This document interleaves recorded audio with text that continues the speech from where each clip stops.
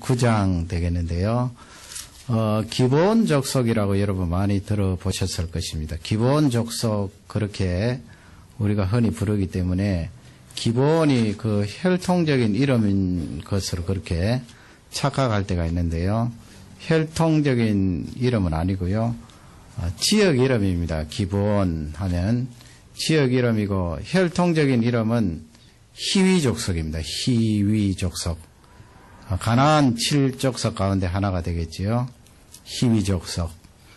지도를 한번 보시면 히위 족속들은 이제 그 여기저기 타운을 만들어서 그 성읍 속에서 살게 되는데요. 그 가운데 하나가 바로 이 기브온 성읍에 거하는 히위 족속. 그 사람들에 대한 기사가 이제 여호수아 9장 말씀에 나와 있는데 지도를 보시면 이쪽이 이제 사해가 되겠고요. 저쪽 오른쪽 위에 보시면 길갈이라고 보이시죠? 길갈. 이스라엘 백성들이 이제 저렇게 공격을 하는데 저 위에 보면은 아이성이 지금 나와 있지 않은데요. 베델이라고 여러분 있지 않습니까? 베델하고 아이성은 약 2km인데 아이성이 더 북쪽으로 기울어져 있습니다. 그래서 예루살렘은 이쪽 아래쪽에 있지요. 그래서 기브온 성읍이 지금 번쩍번쩍하는 저 표시 있는데 기브온 성읍이 되겠습니다. 그 예루살렘에서는 북서쪽으로 서쪽이니까 지중해 쪽이 되겠지요. 북서쪽으로 약 10km. 또 아이성 저번에 아이성 공부했는데 아이성에서 이 기브온 성읍까지는 역시 비슷하게 약 남서쪽이 되겠습니다. 약 10km 그 정도 되는데 오늘은 이 기브온 성읍에 사는 히위 족속들이 여호수아 장군에게 찾아 나와서 화친을 이제 제의하는 내용이 나와 있는데요. 그림을 보시면 그 기브온 그 성읍에 대해서 뭐 유적지도 있고 지금 현재 모습도 있는데 잠시 몇 장 그렇게 보시기를 바랍니다. 오늘 말씀의 전체의 그 주제는 속아서 약속했지만 그런 내용입니다. 속아서 약속했지만 그 기브온에 거하는 히위 족속들에 대한 그 기사, 이스라엘 백성들이 어떻게 대처했고 하나님께서는 그런 내용들을 어떻게 받아들이셨나 하는 것을 살펴보기를 원합니다. 이 사건의 그 시대적 상황은 아이성을 점령하고 나서 이스라엘 백성들이 에발산 그리심산에 가서 하나님의 율법책을 읽고 난 뒤에 사건이 되겠습니다. 그러니까 지금 이 가나안 안쪽으로 이제 전쟁을 계속해 나가는데 이제까지 실패한 적도 있습니다만 계속해서 승리하는 그런 가운데 일어난 사건이 되겠습니다. 잘 아시는 내용이죠. 11절 9장 11절부터 우리 한번 읽도록 하겠습니다. 먼저 11절 말씀을 다 같이 읽겠습니다. 그러므로 우리 장로들과 우리나라의 모든 거민이 우리에게 일러 가로되 너희는 여행할 양식을 손에 가지고 가서 그들을 맞아서 그들에게 이르기를 우리는 당신들의 종이니 청컨대 이제 우리와 약조하사이다 하라 하였나이다. 지금 거기서 11절에 말하는 사람들은 바로 기브온 성읍에 사는 히위 족속들입니다. 그 가운데 대표들이 사신들이 이제 여호수아와 이스라엘 앞에 와서 자기들의 그 리더들이 했던 그 이야기를 이제 여호수아 앞에 전하는데요. 여행할 자비를 해서 저 이스라엘 백성들에 가서 서로 화친하자 하는 그런 내용을 이제 전달하고 있는 내용인데요. 물론 뭐 11절 말씀은 사실은 뭐 맞는 말씀입니다만은 그 12절, 13절 이렇게 넘어갈수록 이 사람들이 거짓말하는 내용이 나와 있습니다. 그래서 12절 또 다 같이 읽겠습니다. 우리의 이 떡은 우리가 당신들에게로 오려고 떠나던 날에 우리들의 집에서 오히려 뜨거운 것을 양식으로 취하였더니 보소서 이제 말랐고 곰팡이가 났으며. 예, 그 우리가 출발할 때 그러니까 지금 이 기브온에 사는 이 히위 족속들이 속이는 거죠. 마치 멀리서 온 그런 사람들처럼 우리가 처음 출발할 때는 뜨끈뜨끈한 떡을 가지고 양식을 위해서 출발하는데 지금 여호수아 장군 앞에 이렇게 도착해서 이야기하는 이때는 거리도 멀고 세월이 많이 지나서 뜨끈뜨끈했던 떡이 다 말라 비틀어졌고 또 곰팡이가 났나이다 그렇게 쏘기는 내용이에요. 그러니 여호수아 장군이 또 이스라엘의 그 리더자들이 이렇게 보니까 실제 떡에 이 곰팡이가 나 있고 바짝 말라 있으니까 쏘은 것입니다. 그 다음에 또 이제 또 더 이런 증거물을 제시하게 되는데 13절을 다 같이 읽도록 하겠습니다. 또 우리가 포도주를 담은 이 가죽 부대도 새 것이더니 찢어지게 되었으며 우리의 이 옷과 신도 여행이 심히 길므로 인하여 낡아졌나이다 한지라. 아멘. 세 가지 증거물들을 이제 제시하지요. 하나는 이제 와인 스킨이라고 해서 그 옛날에는 짐승들 위를 이렇게 잘라서 거기다가 물이라든지 포도주를 넣어서 먼 여행을 떠날 때 가지고 다니지 않았어요? 그 가죽부대, 포도주 넣는 가죽부대, 이 사람들이 미리 준비를 했겠죠. 너덜너덜한 거.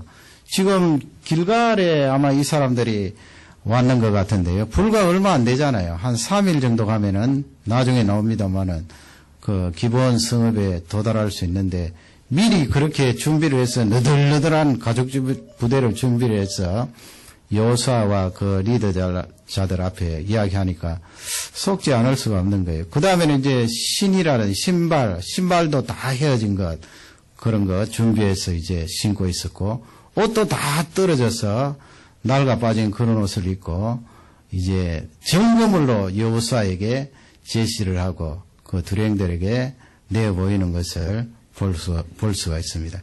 이렇게 이제 여러 가지 증거물을 제시하면서 서로 화친하자고 간절히 이야기를 하니까 결국 이제 15절 말씀에 가면은 서로 화친을 하는 거죠. 쏘가서 이제 약속을 하는 것입니다. 15절을 다 같이 읽도록 하겠습니다. 여호수아가 곧 그들과 화친하여 그들을 살리리라는 언약을 맺고 회중 족장들이 그들에게 맹세하였더라. 예. 이제 너희들은 먼 지방에서 왔지만은 이 가나안 전쟁 중에 해치지 않고 살려주겠다 그렇게 약속을 하면서 서로 평화 조약을 맺은 거죠. 물론 뭐 그 사람들이 무릎을 꿇고 우리는 종입니다. 살려주십시오. 친하게 지내겠습니다. 그렇게 고백은 했습니다만은 이 여호수아 장군이 그들을 받아들이고 이제 서로 조약을 맺은 거예요. 생명은 해하지 않겠다. 이런 이제 이야기 내용을 두고 그러면 우리가 공부해야 될 내용이 무엇인가 하면 이 쏘가서 하나님 앞에 약속을 한 거 아니에요. 왜 이렇게 쏘가서 여호수아 장군이 약속을 하게 되었는가? 그걸 먼저 한번 살펴보기를 원합니다. 그 성경이 딱 꼬집고 있는데요. 그게 14절에 있습니다. 왜 여호수아와 이스라엘 백성들이 쏘가서, 물론 뭐 백성은 아닙니다만 그 리더자들 되겠지요.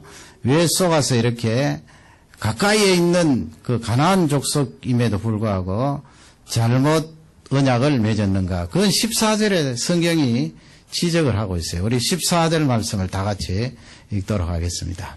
우리가 그들의 양식을 취하고 어떻게 할 것을 여호와께 묻지 아니하고. 딱 답이 나와 있죠.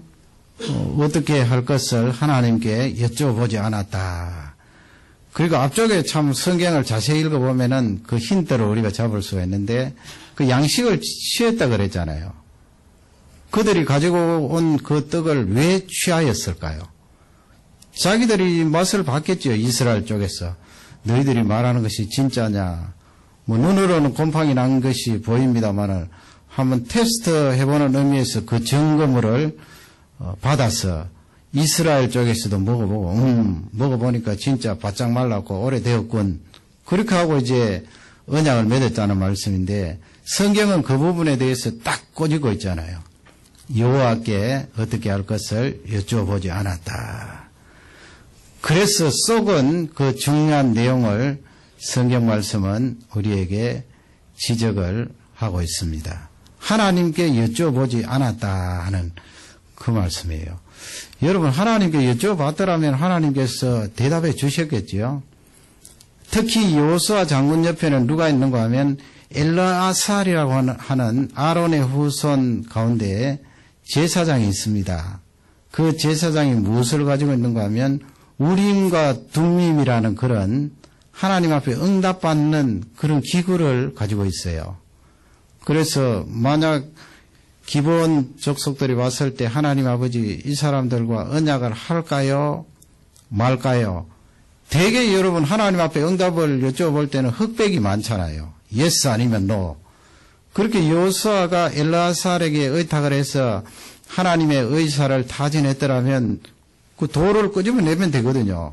끄집어내서 뭐 예를 들면 흑이면 노, 백이면 예스 그대로 하면 되는데 여호수아가 또 이스라엘의 두령들이 하나님께 여쭤보지 않고 그대로 시행하는 바람에 속아서 이제 언약을 맺은 것입니다. 하나님의 그 원칙은 가나안 땅에 사는 모든 족속들을 멸할 것을 명령하셨습니다.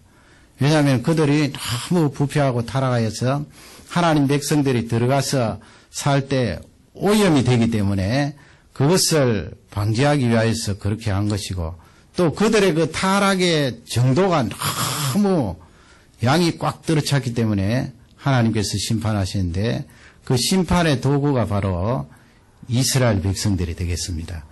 그러니 뭐 여호수아가 하나님 앞에 기도해보지 않고 이렇게 잘못 언약을 맺은 것은 큰 실수죠. 하나님께서 너그럽게 봐주셔서 지나갔습니다마는 하나님 앞에 큰 실수예요. 그러면 이런 실수를 범하게 된 상황을 조금 더 살펴보면요.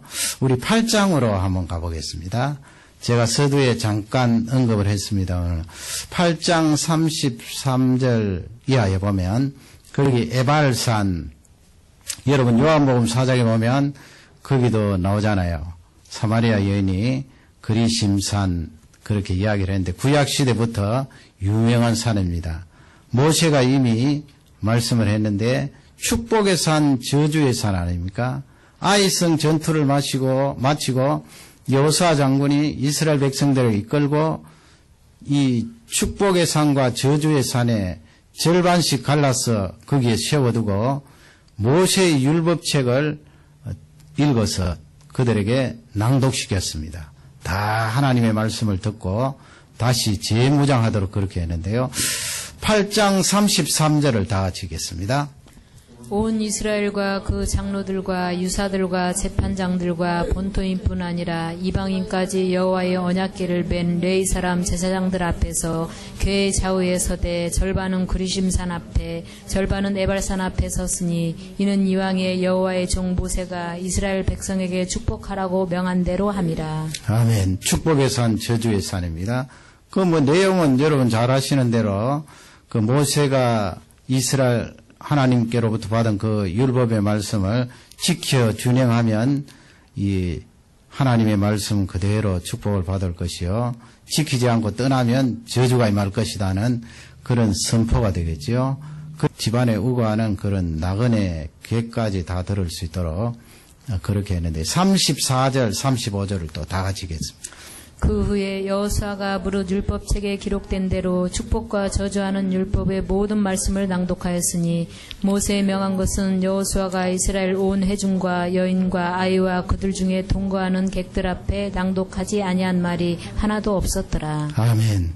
그 이스라엘 모든 백성들이 그 양쪽 산에 서서 이 율법의 말씀을 들었습니다. 그러면 여러분 여호수아라든지 거기에 소속된 리더자라든지 이스라엘 백성들이 이제 하나님의 말씀을 듣고 본격적으로 가나안 전쟁 깊숙이 들어가는 이 시점에서 하나님의 말씀으로 무장한 거 아니에요. 철저히 하나님의 말씀으로 무장하여서 하나님이 이 땅을 우리에게 주신다고 약속했는데 이미 받았습니다. 그리고 하나님 말씀대로 살겠습니다. 그렇게 다짐하고 마음이 뿌듯하여서 이제 돌아왔는데 그 돌아온 이후에 일어난 사건이 여호수아 9장이에요. 그러면 우리에게 적용을 해보면 이렇게 하나님 앞에 여쭤보지 않고 속아서 무엇을 결정하고 판단할 때가 내 시장이 깔아지고 슬럼프에 들어가고 엉망일 때만 그럴 것이다 생각할 수가 있는데 그렇지 않아요. 사단이 그런 부분에 우리를 공격하고 엄습할 때 하나님 말씀으로 무장하고 하나님 말씀의 은혜를 많이 받았을 그때도 이런 일이 일어날 수 있다 하는 것을 우리에게 알려주고 있습니다. 그러므로 하나님께 물어보고 그 일을 하고 결정하고 약속하는 일이 대단히 중요하다는 것을 우리에게 잘 알려주고 있습니다. 여기서 이제 희위족속 하면은 창세기 34장 가면은 여러분 기억하시는 것이 있을 것입니다. 거기 세겜이라는 이름을 가진 한 추장이 있었는데요. 그 야곱의 자녀들 가운데 디나라는 그런 딸이 있었습니다. 무척 예뻤고 이 야곱이 이 디나를 많이 사랑했겠지요. 아들들은 많지만 딸들은 그 야곱에게 귀했던가 봅니다. 그래서 이 디나가 이 세겜성에 구경 나갔다가 그 세겜성 하몰의 아들이 바로 추장이에요. 그 추장의 이름이 세겜인데 이 디나를 범하였어요. 죄를 지었어요. 그 세겜이 속한 부족의 이름이 무엇인가 하면 창세기 34장 2절 3절에 나와요. 희위족속이에요. 희위족속.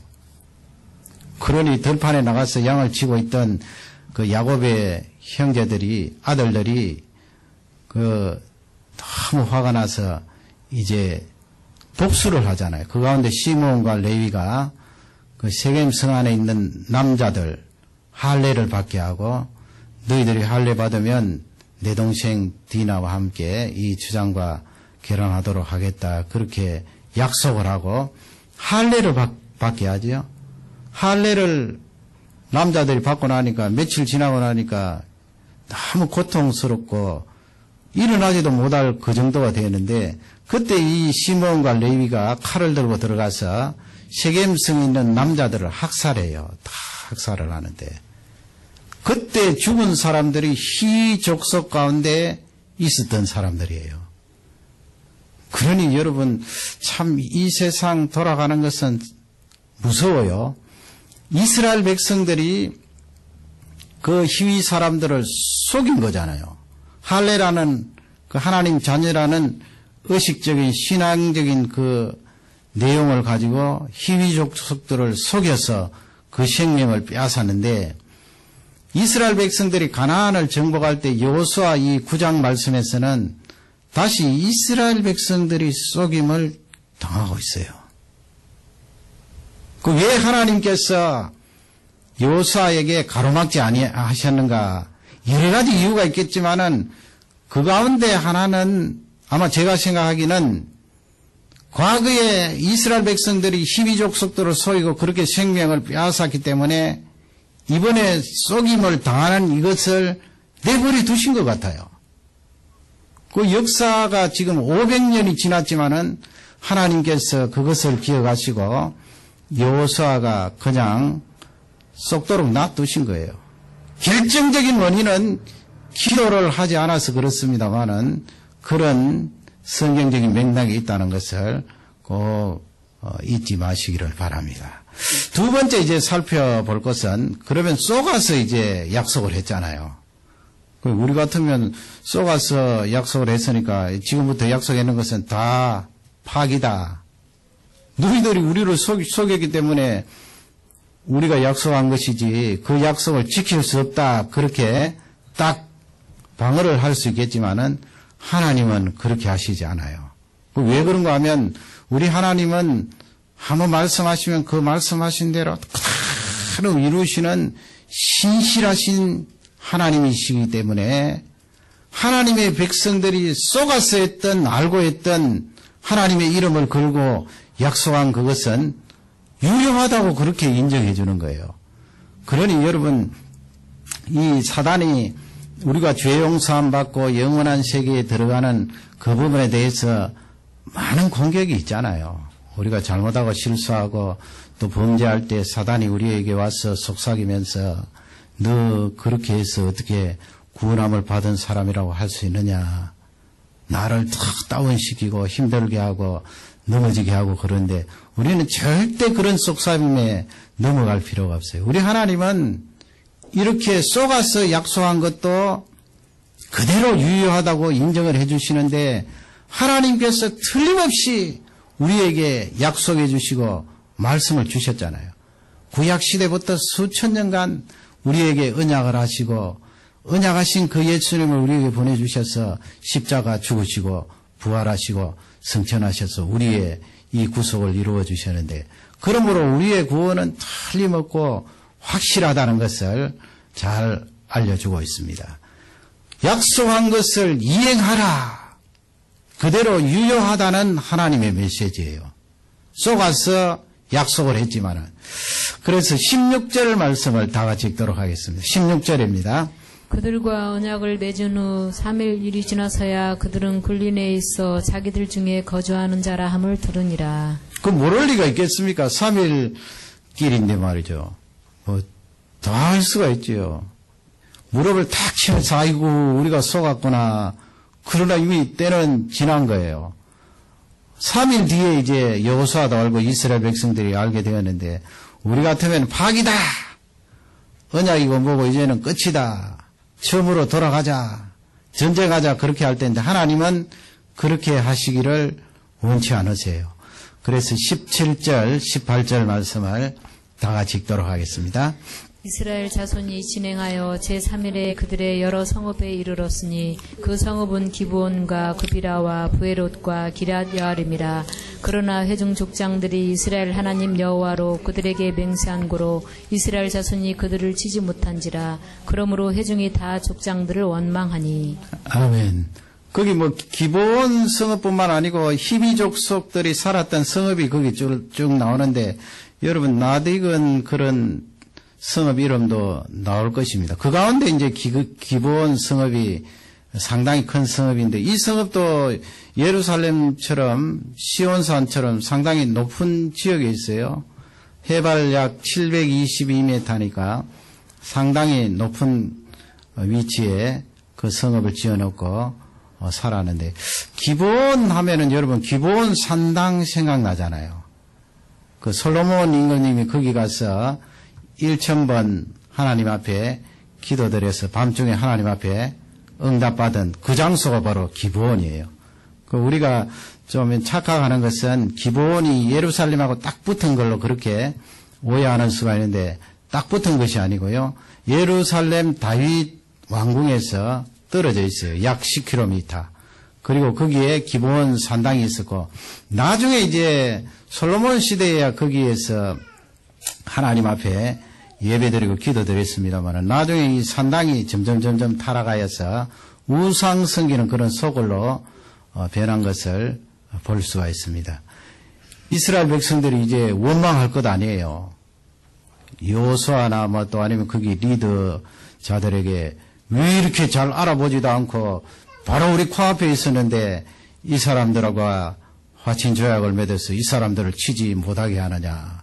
하나님께서 다 멸절시키라고 그러셨는데 칼을 쓰지 못하니까 그들은 이제 원망하게 되는데 19절 말씀에 보면 리더하는 자들이 여호수아도 포함되었겠지요. 딱 잘라서 이야기를 합니다. 19절 말씀을 다 같이 읽도록 하겠습니다. 모든 족장이 온 회중에게 이르되 우리가 이스라엘 하나님 여호와로 그들에게 맹세하였은즉 이제 그들을 건드리지 못하리라. 아멘. 그게 하나님 마음이에요. 쏘가서 약속했지만은 이제 그 사람들의 생명을 건드리지 마라. 저번에 여러분 몇 주 전에 우리가 한번 본문을 읽었는데 사무엘라 21장 1절에서 10절 사이에 보면 거기에 다윗 임금님 시대에 3년 동안 비가 오지 않아서 곡식이 안 되고 기근이 든 그 내용 읽으셨잖아요. 그 다윗이 하나님 아버지 왜 이렇게 제가 무슨 잘못을 했습니까? 나라가 하나님 앞에 범죄하였습니까? 왜 이렇게 기근이 3년간 계속 이어집니까? 기도했더니 하나님의 응답이 뭐였어요? 사울 시대에 그 사울과 그 집안 사람들이 기브온 족속들을 죽였다는 거예요. 그래서 그 사울 당대는 아니지만은 너 후대 다윗 시대에 가서 하나님께서 이스라엘 백성들을 치는 거예요. 우리 하나님께서 얼마나 정확하십니까? 여호수아 때 그렇게 언약을 하고 화친조약을 맺어서 그 생명을 해하지 못하도록 그렇게 하셨는데 나중에 사울 시대에 가서 기브온 족속들을 해하였다고 하나님이 이스라엘 백성들을 치는 거예요. 그것도 사울 당대가 아니고 다윗 시대에 가서 그렇게 깨닫도록 하는데 결국은 다윗이 사울 가문에 있는 7사람을 내어줘서 기브온 족속들이 그 사람들을 목매어 죽이잖아요. 그래서 하늘에서 비가 내리게 된 거예요. 하나님께서는 정확하게 하나님의 백성들이 쏘가서 약속하고 언약을 맺은 것지만은 그것을 이행하도록 그렇게 원하셨던 것입니다. 그래서 이제 우리 자녀들 양육할 때 우리도 마찬가지입니다만 이 시간 개념에 대해서 자녀들을 잘 교육을 해야 됩니다. 그 사회생활 하는데 시간도 여러분 약속이잖아요. 내가 누구하고 만나자. 그러면 7시에 약속을 했으면 두 사람 사이에 약속이거든요. 또 아니면 어떤 미팅에서 몇 시에 모인다 그러면 그 서로 구성원 사이의 약속이고요. 그 약속을 잘 지키도록 하는 것이 대단히 중요합니다. 물론 제가 여기서 말씀드린 것은 완전주의가 되어서 그거 한번 어겼을 때 스트레스를 받아서 몇 주간 가고 맨날 며칠 입을 덮어 쓰고 있고 그렇게 해서는 안 되겠지만은 근본적인 삶에서 시간을 잘 지키는 그것도 하나님 앞에 그 양 당사자의 약속을 지키는 것입니다. 예배 시간도 마찬가지고요. 그 시간 잘 지키는 그 훈련을 철저히 해야 되고요.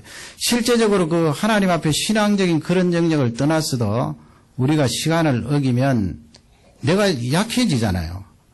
예를 들어 어떤 미팅이 있는데 거기서 벌써 시간이 늦어버리면 내가 늦은 그것 때문에 미안한 마음이 생기기 때문에 그 미팅에서 내가 이야기하고 주장하고 리더에 나갈 수 있는 그런 주권을 놓쳐버리는 거예요. 주도권을 놓쳐버리기 때문에 상당한 손실이 있다는 것을 우리는 잘 알아야 됩니다.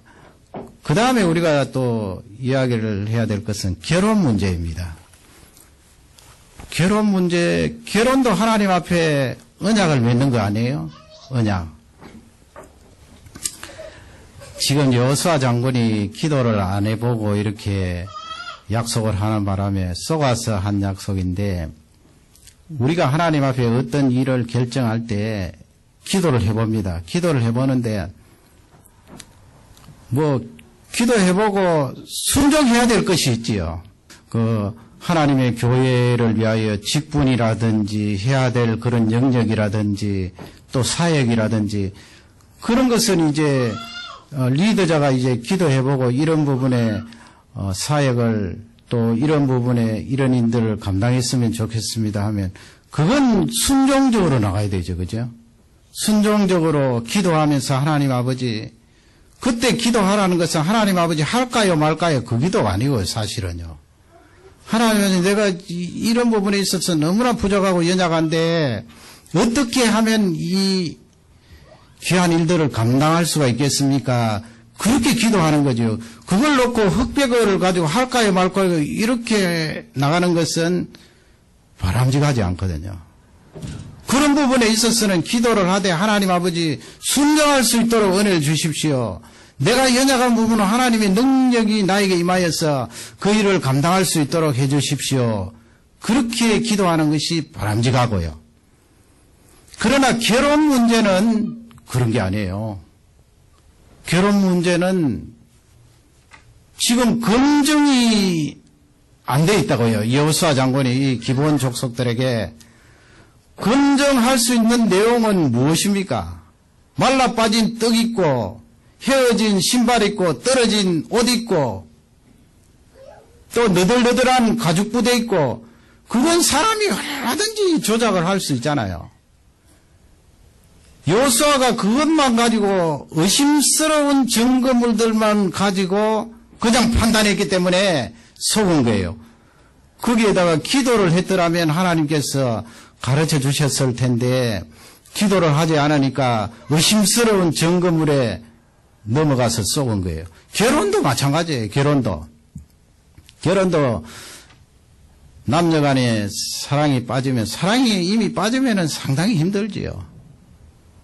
다른 것은 안 보이게 되니까 이미 사랑이 빠져버리면 어떻게 검증할 수 있나요? 모든 것이 다 좋아 보이는데. 그러기에 결혼을 하기 전에 철저히 하나님 앞에 기도하는 그에 충분한 검증이 있도록 힘쓰고 애쓰는 것이 대단히 중요해요.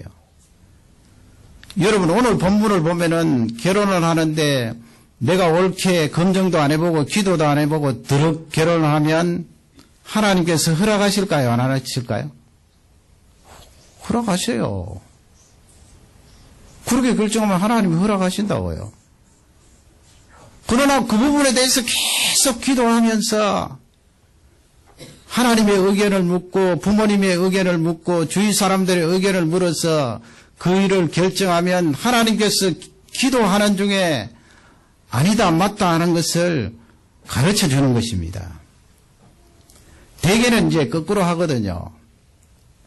결혼하기 전에는 옳게 검증도 안 하고 기도도 안 해보고 결혼하고 나면 시원찮은 부분이 많이 보이기 때문에 결혼하고 나서 검증하려고 하는 경우가 많아요. 그러나 이미 늦었잖아요. 검증을 해보고 했던 어떻게 했든 이미 결혼을 했다는 것은 하나님 앞에 약속을 한 거예요. 그 함부로 못하는 거예요. 그러기에 결혼 전에 이 여호수아 9장 이와 같은 말씀들을 묵상하면서 철저히 검증해야 되고요. 가장 중요한 것은 하나님 앞에 여쭤봐야 돼요. 여쭤보면 하나님께서 맞다 아니다 하는 것을 가르쳐 주시고 알려주세요. 그리고 주위에 있는 사람들이 축복하고 그 부분에 대해서 승인을 할 수 있도록 의견을 듣는 일도 대단히 중요합니다. 그런 부분에서 우리 자녀들이 이 여호수아 9장 말씀을 많이 적용할 수 있을 것으로 봅니다. 그러면 하나님께서 아까 제가 얼핏 창세기 34장 이스라엘 백성들이 희위족 속도를 속인 것 그것 때문에 눈 감아 주지 않았나 그렇게 생각할 수 있다고 했습니다마는 다른 또 하나의 이유가 있어요. 만약에 하나님께서 이 희위족 속 기브온에 있는 이 사람들을 멸하려고 했으면은 딱 막았겠지요.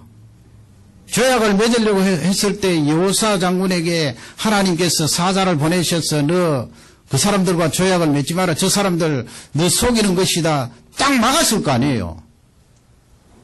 그러면 왜 하나님께서 아무 말씀도 하시지 않고 마지막 언약을 맺는 그 순간까지 그냥 두셨을까요?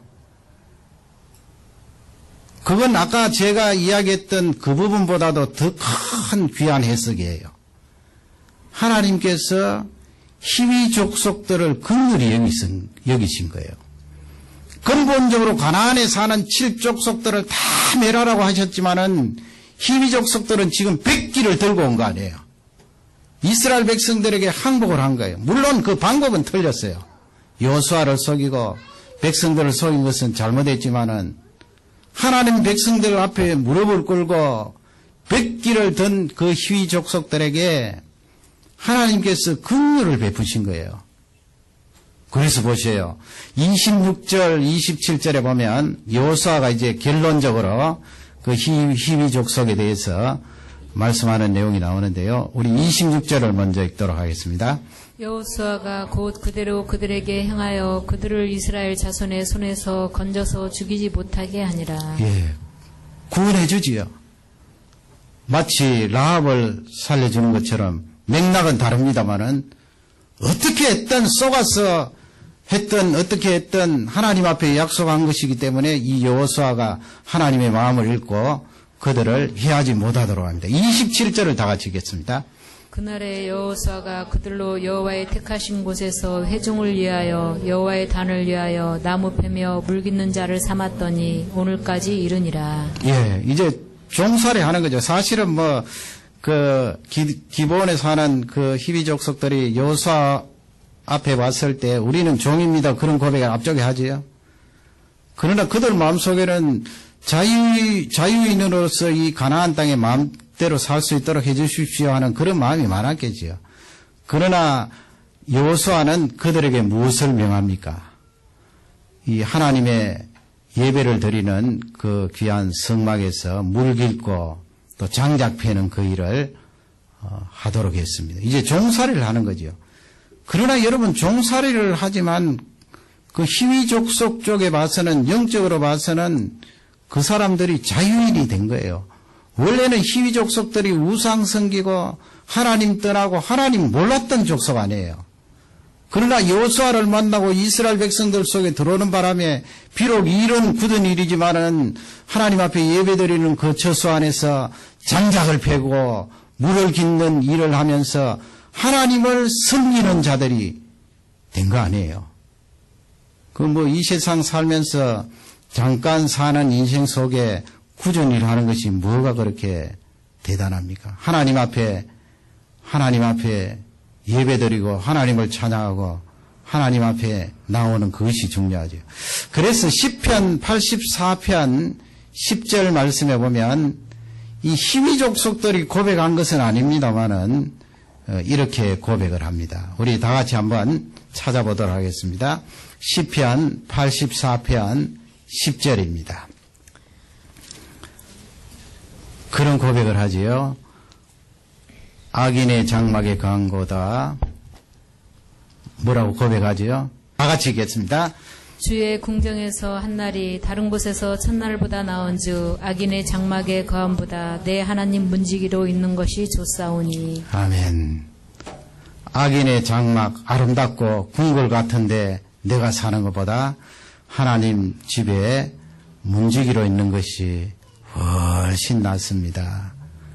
악인의 장막에 첫날 가는 것보다 주의 전에 하루 거하는 것이 훨씬 낫습니다.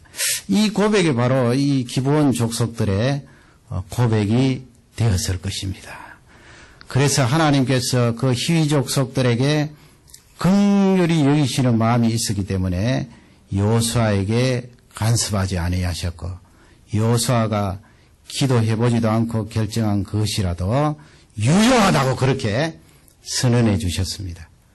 그러면 우리에게 이 말씀을 적용하면 다시 아까 말씀드린 대로 여러분, 우리의 구원은 얼마나 확실할까요?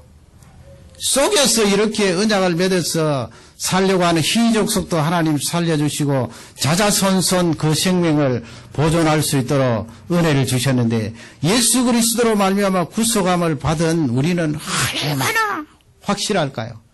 조금이라도 흔들리지 마시고 그 은혜를 찬양하시며 기쁜 노래하시면서 영원한 그 구원에 대해서 감사하시는 종들이 되시기를 주님의 이름으로 축원합니다.